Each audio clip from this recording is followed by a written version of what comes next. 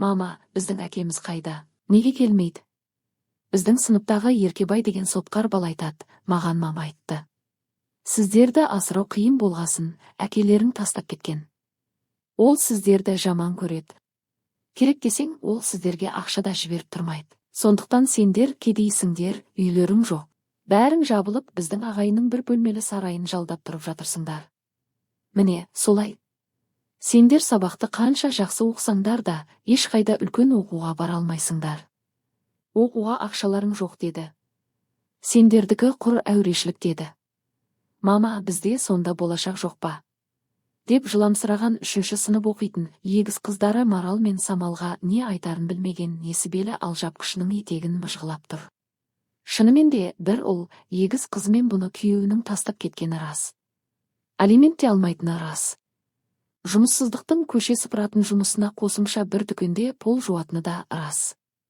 Өздерін барынша шектеп азғантай ақшаны қолдарынан келгенше үнемдеп жүрсе де, сол ақшасы құрғыр жеткізбейді ғой. Ұлы Әлихан 7-ші сыныпта оқиды, мінезі бұйығы, тұйық болса да, сабағы жақсы. Тек шырт етпе.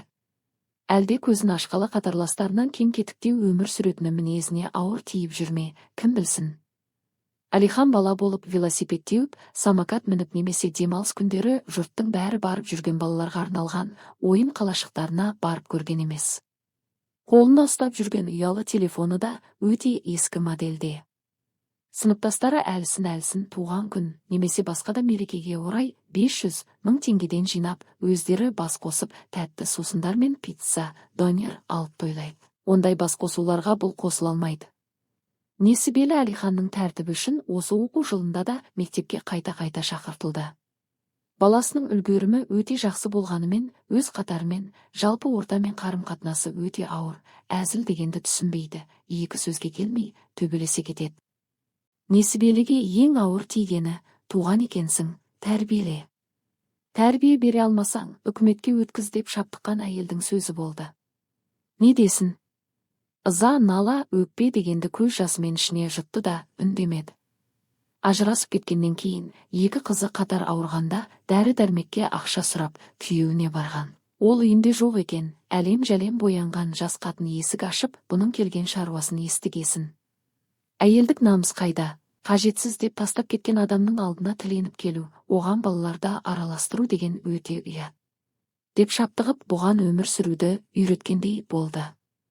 Өзінің біреудің отбасын ойрандап, некелі байын өзіне қаратып алғаны, ұят емес екен де, ауырып жатқан егіз қызға туған әкелерінен ақшалай көмек сұрау, шектен шыққан намыссыздық, ұят іс екен.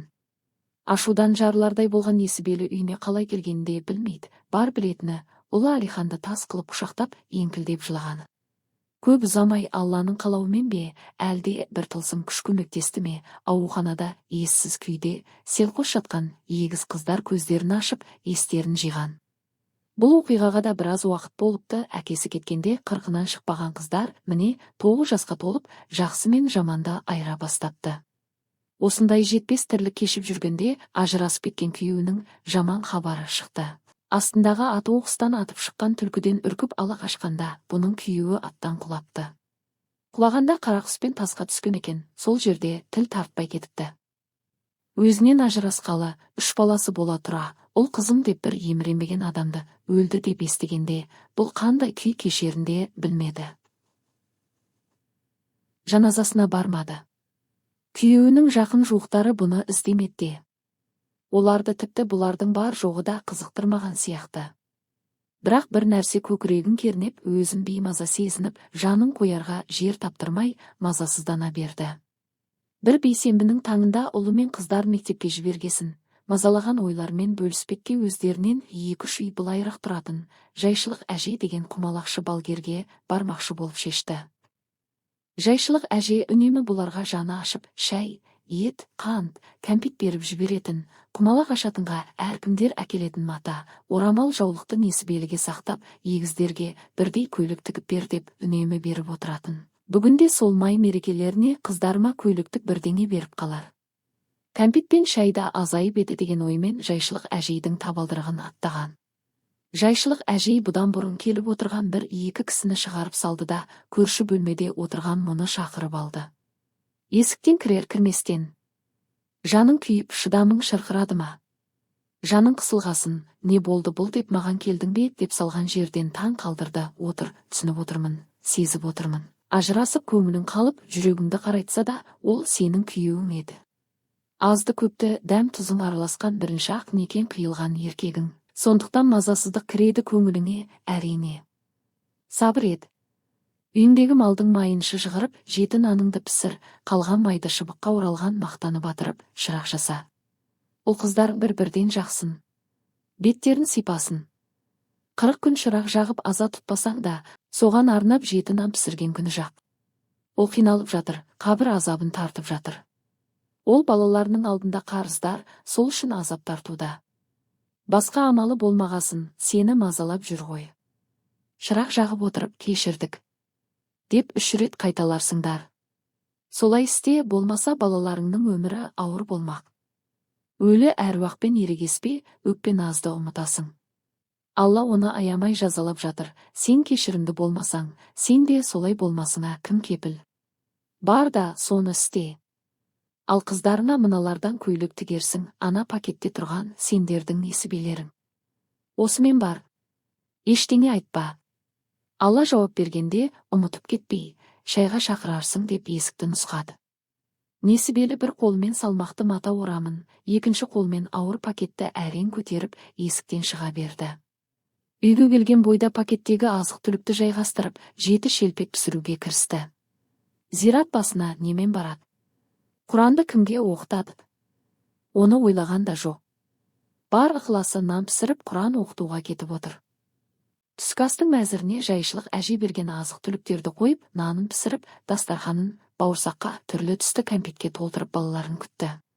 Әдеттегідей мектептен шыққасын Әлихан 2 қарындасын ертіп келді. Үйдегі өзгеріспен дастархан толы бауырсақ аш өзек келген балалардың көзін жайнатып жіберді. Киімдерін ауыстырып, қолдарын жуып дастарханға бас қойған балаларын көрген Несібелі іштей ауыр күрсініп, ойға батып бара жатыр еді. Ұлының 2 қызға қарап: «Папамызға тие берсін» деп жең. Ол қайтыс болды деген сөзі селк еткізді. Анасының өзіне таңырқай қарағанын көрген Әлихан: еркек адам өліге өкпелемес болар. Өлген адамға кек сақтап, ол туралы жаман әңгіме айту ерсі қылық. Еркек өзіне жауап бере алмайтын адаммен кектесіп, өштеспейді. Менің де ер бала деген атым бар. Мен әкемді кешірдім. Мен жұрттың балдарындай тәтті жеп, таза киініп жүрмедім деп ешкімге де өкпелемеймін. Мен есейіп жұмыс істеп бастағанда осы үшеуіңді бағам. Ештеңеге мұқтаж болмайсыңдар дегенде Несібелі талып қала жаздады. Он үшін толық толтырмаған ұлынан бұндай естияр әңгіме естимін деп 3 ұйықтаса түсіне кіріп пе. Осыларды аш қылмайын, қолымнан келгенше ауыздарына нан салайын деп жанталасып жүргенде, ұлының ерте есейіп, өмірдің тезіне төселіп, келелі әңгіме айтар жағдайға жеткенінде білмей қалыпты ғой. Осы сәтте сырттан «Ассалаумағалейкум» деп орта жастағы бір кісі кіріп келді де: «Мені осы үйге жайшылық әже жіберді. Зиратқа баратын адам бар» деген. «Қызымды ұшықтатуға әкеліп едім, алдында адам баршылық екен. Такси екенімді білгесін, қызың мен әйелің отыра тұрсын, сен бір кісілерді зиратқа апарып әкел» деген. Ақша ұсынып еді, алмадым, жайшылық әжеден ақша алған таксист естігенім жоқ. Ал баратын болсаңыздар, киіне беріңіздер деп 7 наннан ауыз тиіп, білген аятын оқып бет сипады. Несібелінің қайтқан күйеуінің рулас ағайыны болып шыққан таксист кісі әлі топырағы кеуіп үлгермеген. Басын қарайтып, тамы салынбаған қабірге тура бастап әкелді. Қабір басында шырақшыға Құран оқытып, ұл қыздарына шым-шым топырақ салдырып, әкелген нандарын түнеуханаға қалдырып, үйлеріне қайтты. Кешкісін үйінен 3 шырақ жағып, ұл қыздарына бет сипатты. Сол күннен бастап Несібелінің бойы жеңілдеп, көңілінен ауыртпалық кеткендей болды. Күйеуінің 40 күндік садақасына арнайы шақыртып, марқұмның садақасы ата-анасының үлкен үйінде болады, міндетті түрде ұлын ала келсін деген сәлемдемені естігенде, осы уақытқа дейін қайда қалдыңдар деген қыжыртпа ой келіп қалса да шыдап үндемеді. Өздері жалдап отырған сарайшықтың пәтер ақысы 2 айдан бері төленбеген. Қожайындардың әңгімесі мен көзқарастары өзгере бастағасын, бұның соған жаны қысылып жүрген. Айтулы күні ұлында, қыздарында ертіп 40 күндік садақаға барды. Ойбайлап зар илеп жоқтамаса да, көзіне жас алып, некелерінің алғашқы жылдарын есіне алып отырды. Марқұмға берілген садақа тарқағасын, марқұм күйеуінің ет жақын туыстары қалды. Олар несібеліні ортаға алып: келін, саған ешқандай өкпеміз жоқ. Баламыз өзі шешті, өзі қойды. Үйленем деді, үйленді, ажырасам деді, ажырасты. Әрине, мынадай балашағаны тастап, басқадан бақыт іздеуі ақымақшылық. Бірақ амал қанша, болар іс болды. Енді тірі адам тіршілігін істеу керек. Ана жас қатыннан балада сүймеді, шайтан сияқты келді, шайтан сияқты зым-зия болды. Мына үлкен әпкесі бауырынан қалған үйді жақсылап жөндеп, аула, қора жайларын ретке келтірген екен. Сірә да салынғанына көп болмаған үй ғой, сонда да қазіргі үлгімен жөндеу жұмыстарында жүргізіпті. Айтайын деп отырғанымыз, сол үй енді сіздердікі, сенің атыңа өткіздік. Заңға барсақ та, шариғатқа жүгінсек те, ол мұра, мына Әлихандікі. Баламыз көзі тірісінде Әлиханның есебіне депозитке 3 миллион, екі қыздың әрқайсысының атына 1 миллионнан ақша салып қойған екен. Ол да өз несібелерің. Гаражда өзі мініп жүрген жап жаңа, міні құрымаған Камри мәшинесінде сенің атыңа өткіздік. Мінем десең де, сатып ақша қылам десең де, билігі сенде. Ішіндегі көптеген мебелді жаңарттық. Сіздерге ыңғайлы, барынша жайлы жағдай жасаған болдық. Соның бәрін сатып басқа жаққа кетем десең де, жоқ, сол баламыздың ошағы болып қалам десең де, билік сенде, қарағым. Біздің көңілімізге мына жалғыз баласымен 2 қызы тірі жүрсе, сол медет.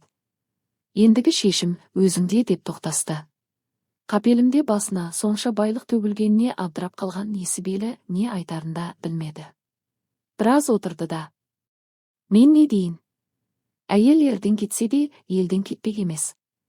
Мына үшеуінің бойындағы ағып тұрған қанды балталасам да кетір алмаймын. Әйелдік мінезбен өкпелегенім, ашуланғаным да рас. Бірақ Құдай алдында да айтарым: оған өлім тілемедім. Ат айналып қазығын табар, түбінде ұлын өзі табар деген дәмемде болғаны рас. Балаларымның бойында оның қаны барын біле тұра, мен сіздерден бөлініп қайда кетейін? Құдайдың басқа салғаны осы болар. Тек бір өтініш, ендігі садақаларын өз ошағында өткізуге жәрдемдесіп, ұйымдастырып берсеңіздер дегенде, айнала отырған әйелдер жылап жіберсе, ерлер: әй, бәрекелді. Өркенің өссін, қарағым. Бала шағаңның қызығын көргейсің десіп қалды. Несібелінің ойына жайшылық әженің Құдайдан хабар келсе, мені шайға шақырарсың дегені түсті.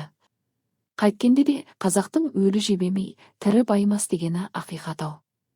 Өліні жамандап тіріге сыйлы болам деп жүргендер ойлансын. Қазақ қайтқан адам туралы ешқашан жаман айтпай.